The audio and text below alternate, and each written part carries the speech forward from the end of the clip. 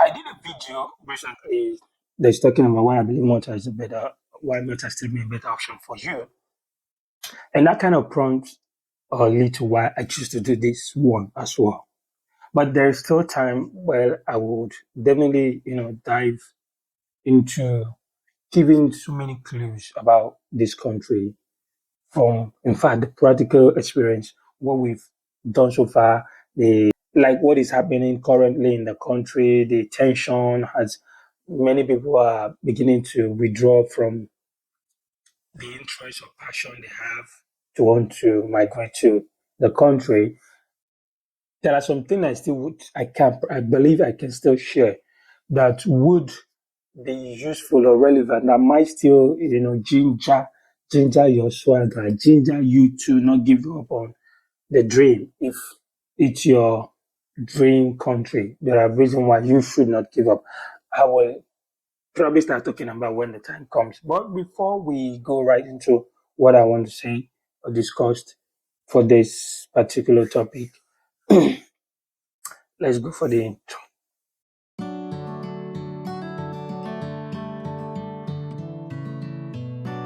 Um, Welcome back. Thank you for being there. I'm talking about my OG. For those of you that I'm also will say, welcome, my guys. Thank you once again for all the support because it's really a big deal. They're great support for me. If you guys are not subscribing, probably I would have just given up, feel discouraged not to push further. But the support has kept me going. I really want to say a big thank you. And if you're seeing my face for the very first time, welcome to my YouTube channel. My name is Joseph, and this is J.O.S. Travel Abroad, where I basically talked about different countries or pathways to immigrate to the country. But on a more serious note, what I focus on generally that I know will give you peace of mind and safer, it's study route. Yeah, I might still share one or two things I know if you want to explore the route, like permanent residency route, family reunion, and all the rest. I think I will be talking about some of them in details. But basically, study routes to any countries, what we know, what we've experienced, what we've done for people. This is what I intend to bring across to you, talk about through my channel. So if these are the kind of content you will want, I will just kind of say maybe stick around by subscribing to the channel and click on the notification bell in case I post a new videos. It might be something that will interest you. And then please help your brother. Help your brother, share to people who might really find some of my information useful. Do you know that regardless of the numbers of subscribers I have, I've really been feeling, yeah, well, it's really been a good thing that I started the channel because I've, I've seen some nice comments from people. Imagine someone who would really not, know what to expect while starting a channel like this and see someone sending a lovely message that watching my video has really been useful and kind of helpful. She got a multi-visa approved by just listening to my talk, and then put so many things into use and practice and got approved to come to Malta. And I've met about it's more than three of them now, three of my subscribers who just approached me probably at the school area and then like, hey, J.O.S. I was like, okay, oh shit, that is it's getting popular. Things like that. So you really cannot tell. In the middle of the long story talk then, you probably will find something that would strike your interest and might be really relevant or useful. So this is why I feel you subscribe to the channel and most time when click on the notification bells and see maybe whatever I'm passing across at a particular time, it might be something you need at that moment. So thank you. Sorry for the long intro. I keep apologizing for my long intro thing, but please, in case you don't know, before I start this series, you see from the titles and the attachment, it's called Let's Discuss series. And I specifically mentioned that when I start this series, it's going to be more like a discussion. And discussion, you cannot really give peg a time frame. You can't just really say this is a specific time or specific amount of time I should use while doing a video. So now I did the videos about why Malta is a better option, and I decided to do something similar about Canada. See, there have been a lot of issues. The news bombard with so many talk of crises, migration crisis about Canada, deportation, rejection, refusal going high. There's going to be a reduction in PR numbers of people that were allowed to, the PRO approval figures is going to drop. According to them, it might not, but they're looking at it. They've drastically dropped, and the temporary resident thing in terms of foreign temporary workers, and this means there is a huge tension around the air where the employers are not even certain what could happen. So this will reduce how the foreigners and the employers rather are employing foreigners from outside, and even those that are inside are not that guaranteed. The wave of that tension is hitting everybody, regardless, still on is still. In fact, the country still remain one thing. But I'm going to do a separate video why I will talk in details, like hit it really hard. The main key point why Canada will still remain the best country in the world. Well, for now, I just want to tell you why I believe Canada will still remain the best option for you. The best option. I use the word the best option here for you here. If you watch my videos about why Malta still remain a better option, there are most things, or one or two of what I listed here, kind of has similarity to what I said about Malta. Number one, like what I have here, the first one is straightforward admission process. If you look at it generally, sometimes when I'm even trying to advise some of my, or probably those that reach out to me like more of a client about how they want to go to Europe, I have to really sit down and crack my brain, crack a brain on what to say. Like imagine sometimes I would not even know what will I give them. In Europe, most of them, the admission process are not really something that straightforward. It's either they are attaching something to it, some they are requesting IELTS, or some they are telling you there is going to be an entrance exam, or there's going to be motivational letter, or give me reason why I will talk to you, give me reason why I will allow you, give me reason. So many give me reasons kind of headache thing is too much when you're looking at European country. And this is why Malta is still selling really high because all those long story thing, it's kind of reduced. So, but if you look at Canada, Canada is just one country where the admission process is straightforward, regardless. What they've been doing now is reducing the numbers of people coming in by reducing dependent visa for people coming from undergraduate. They did not even stop it totally. Oh. They did not stop it totally. Oh. I hope you guys know. They only stop it for those coming from undergraduate program, and then maybe postgraduate, undergraduate, all those one. So you mean if you're still going for master, they still respect you, truly, they still give you respect. Yeah, Agbawo, this one a big man. You can go with your dependent if you're going for a master's program. This is because they believe for you to actually be going for a master's program, choose. And you know why? It is where it kind of become tough. The master's programs are where it really gets tougher when it comes to admission process in Canada because Canada do not actually give admission for master's program like rates like that.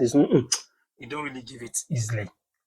It mostly involves you doing this SATs, TOEFL exam, all those GMAT and GRE or something, and all those things. Yeah, GMAT and those usually it's require you doing that. Then most time it also requires these motivational letters, sometimes two reference letters, three reference letters. So this is where those bureaucracy or the documentation thing, no make I not bite my lips, where those one come in if you're going for masters. Canada is actually a country that will not, they don't give up masters easily. For you to get master, your point, your CGPA go high, really go high. And let's be facts about that. So they know schools don't actually even give out masters direct, like easily to outsiders. So you must really be having, aiming like 3.6 to 4 point CGPA for you to just be getting master direct and prepare your reference and then probably do your GMAT. If you're not doing those GMAT and all those ones, the schools that would allow you directly without that exam will basically be kind of high on the high side. The one that I know seeing is um, about 31, 30, from 25, 30,000 Canadian dollars per year. Okay, some would make it 2 years program. So you see the huge some money you need to commit for that. So most time it's easy if you don't want to go through those headache. Just focus on postgraduate programs. So the undergraduate program, diploma, colleges, and all that is so those other part, the admission process is straightforward.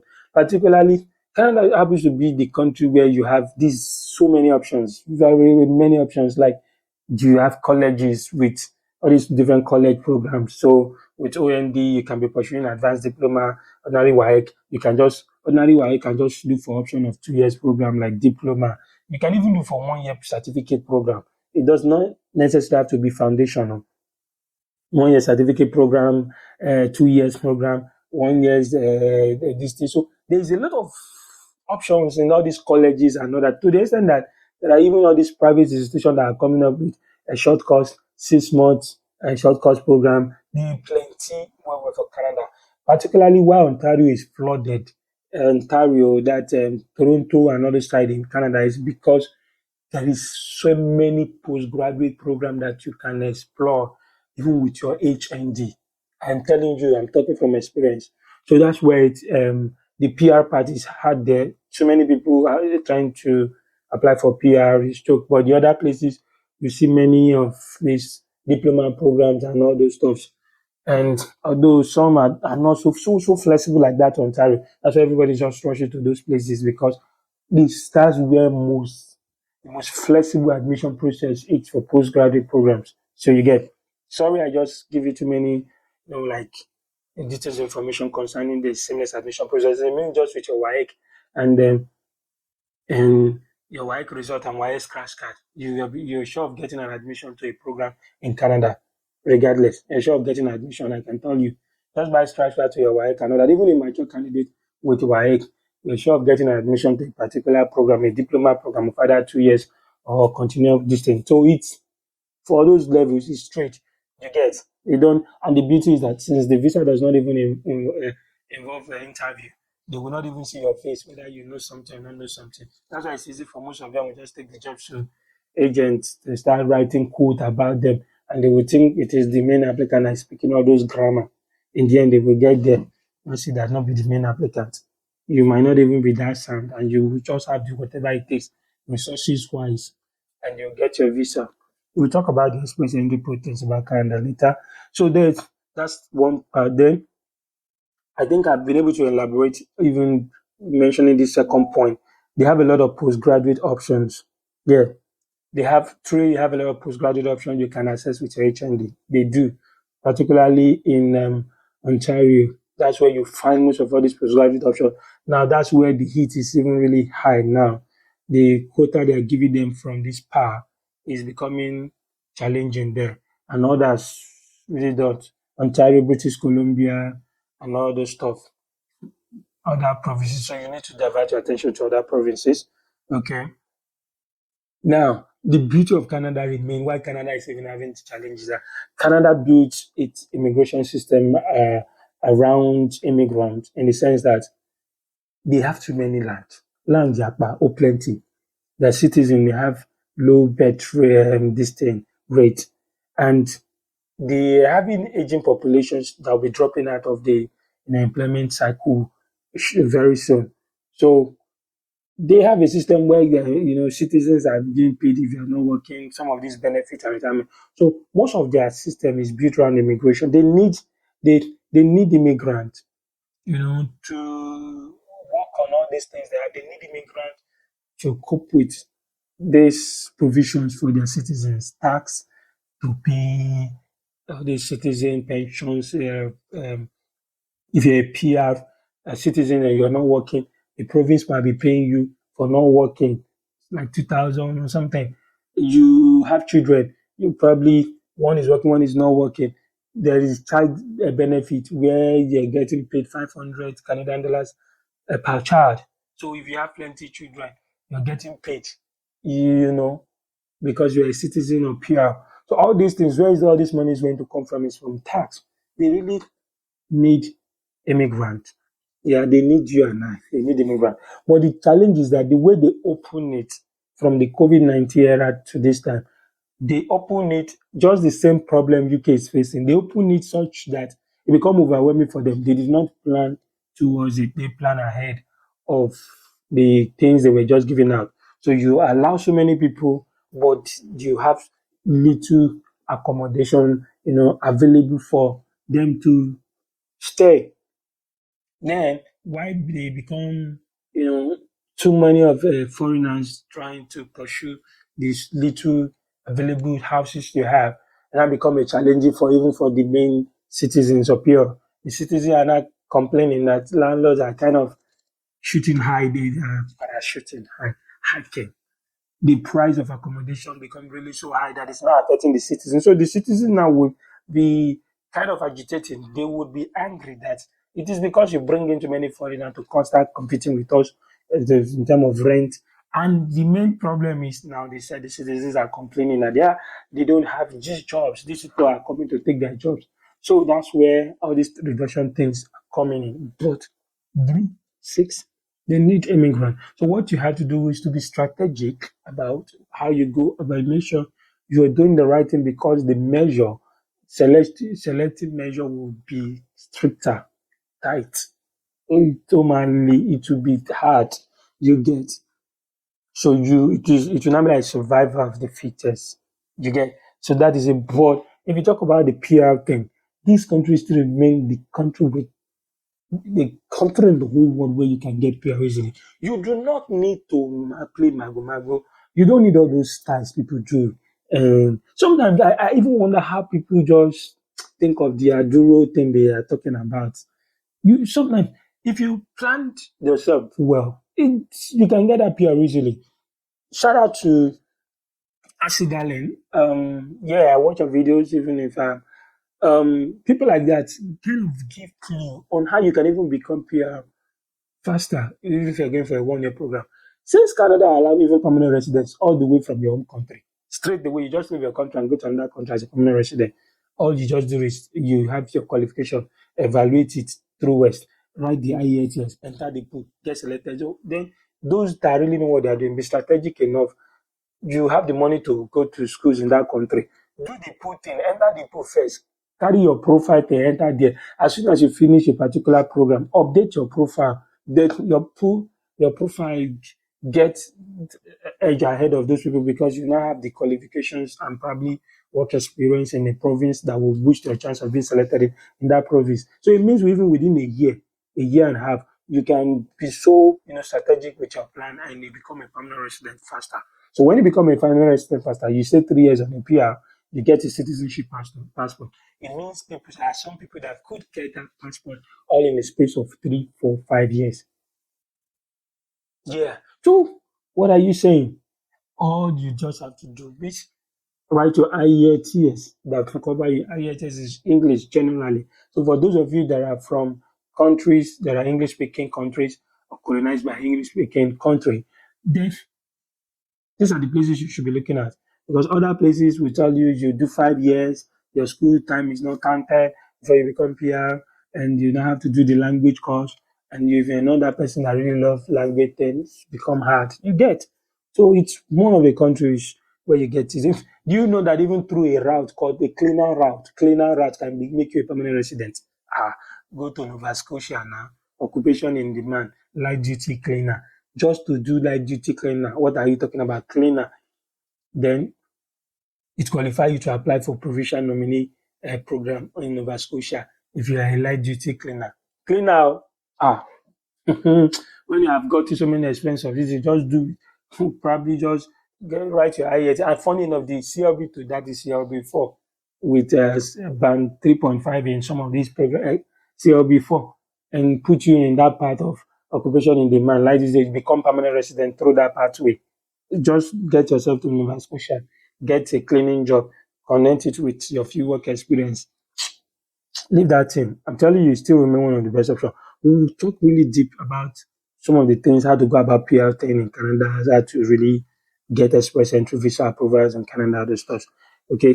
Then we look at um you get your citizenship is faster in the sense that as soon as you become a permanent resident, it shows that 3 years in the permanent residence card of 5 years, you become citizen. So just the 3 years in a PR card, you're entitled to your citizenship, passport, citizenship rights. Then you don't need to start writing any English exam and other stuff. I think you just they brush you, you do the um, citizenship testing and other stuff. If you want me to talk about that more, drop it in the comment section. Probably if you want us to look at ways to become a citizen of Canada. The the beauty of it is that you can another lovely point is that you can grow individually in Canada, in the sense that it's easy to grow individually. Like I don't know how to explain or elaborate this more. You know, there's money in Europe generally, so it's a collective growth. You just be working and all, but career growth kind of faster in terms of the work balance life thing. You can get it. Work life balance. How do they put this thing down? You can get it in Canada. You can really get a pay that comes rates that match what you're giving out. For instance, you're there, you become a PR, you start doing one program to grow, and then you start going higher in your position from the HR top something manager. You see yourself grow that the money that will be coming into will match the level you give. So there's this thing, you individual growth, you get it easily in Canada than when you're looking at that of Europe. You get. So I will stop here for the what kind of that's even one of the best option for you. Then, if you want us to really talk about like the express entry pathway, the PR, all this how to go about them easily, and there is this student pathway, express student visa application to Canada that is express. That is almost guaranteed. If you also want us to talk about it, drop that in the comment section. Then I will do a separate videos to talk about all these what to do to guarantee your visa approval to Canada in terms of express visa approval pathway to Canada. So until then, I say thank you. Bye for now.